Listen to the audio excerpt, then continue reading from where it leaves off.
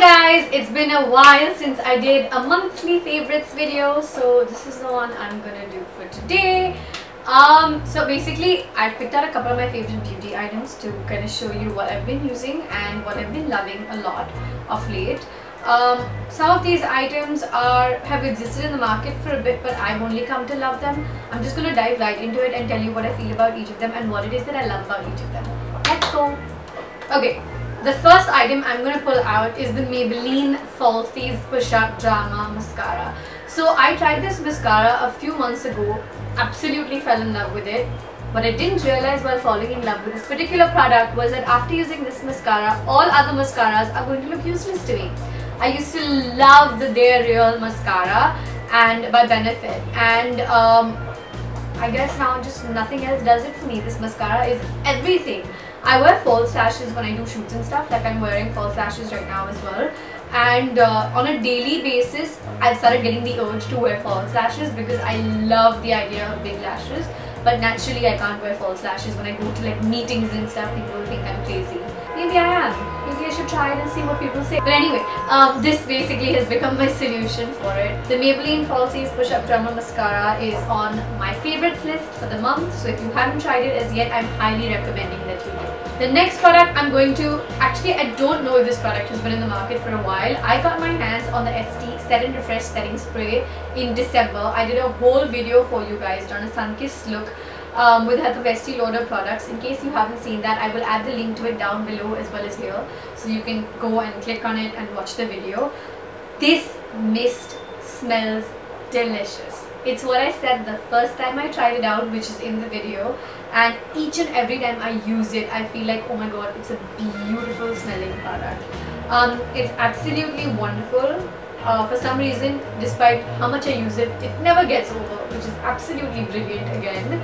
And I think what I love about it is that even in like the summers, this has really helped keep my makeup like intact, and I feel like it does the job brilliantly. So if you're up for a little bit of a spend, go ahead and try this out. I'll add the links to whatever I can from Amazon or Flipkart down below in the info box.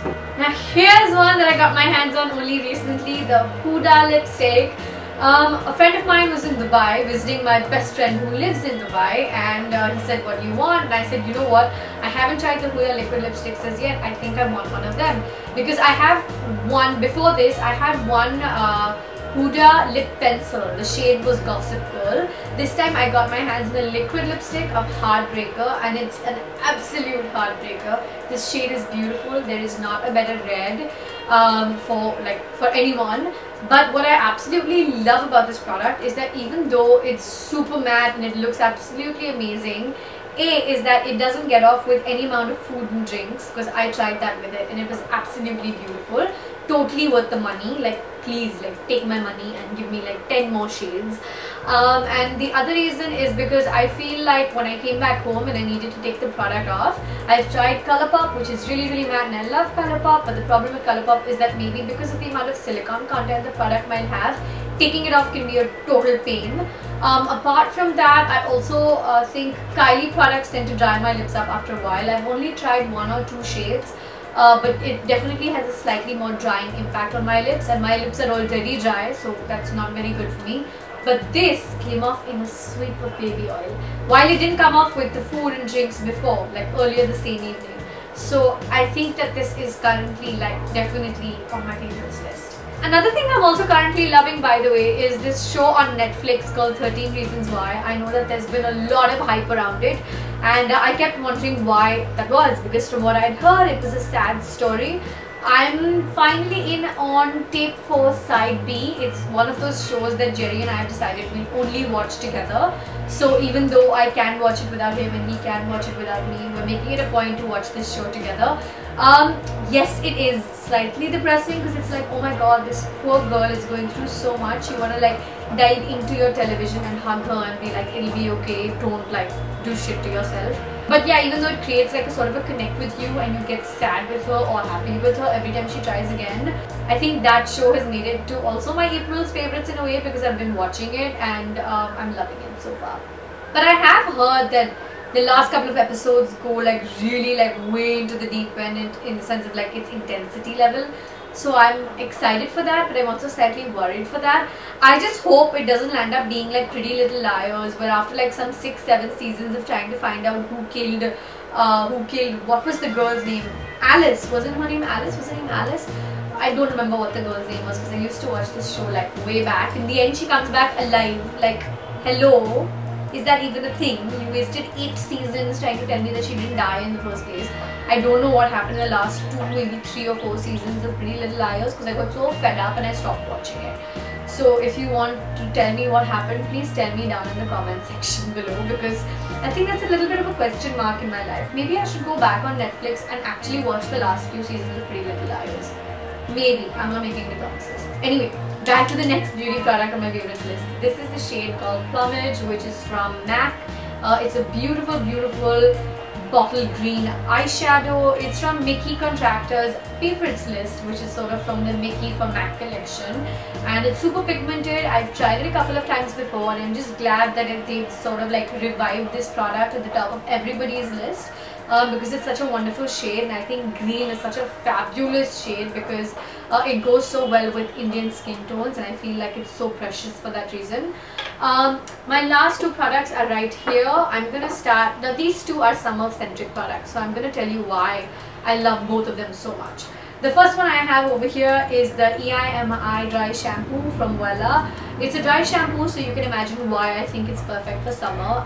You don't want to end up washing your hair all the time in this tickling humidity, so I feel like this is a major lifesaver. I used to use the BBlunt dry shampoo a lot, and I still do sometimes, but I prefer this one more now, simply because I feel like it's not so, like, the thing with the BBlunt dry shampoo is that when you spray it, it leaves its white things on you, which eventually obviously dry off and go away, but this doesn't leave anything, so you can like spray it and be ready to walk out of the house. I do love the BBlunt dry shampoo because I think it does the job really well, but I feel like the effect of this particular product does last a little longer, so that's what I'm currently loving a lot about it. And the last product I'm talking about in today's video is the Water Weight Foundation. So I got my hands on this foundation a few months ago when MAC launched on Nykaa.com. MAC sent me very generously. They sent me a gift voucher worth 10 or 15,000 rupees. Was it 10 or 15,000 rupees? I don't remember. But I bought like a bunch of things, and this was one of them. I started out with wearing a lot of MAC foundations in my life, but unfortunately they didn't really stick very well because in my experience they started getting slightly cakey in our weather, maybe because of the humidity, maybe because just how our weather is. Maybe I didn't use it in time because like I don't use that much product on my face, and I juggle between different products, so I don't necessarily use up that much product in one go. But I went back to the MAC foundation range when I came across this product. The water weight is superb. It can give you full coverage if you use a little more of the product, but in general for everyday wear this is absolutely beautiful. When I'm not facing the camera, like when I'm just going for meetings or like, you know, just randomly stepping out to meet friends or family friends or whatever, I use this product. I skip the concealer even sometimes because I just like that natural wash it gives you.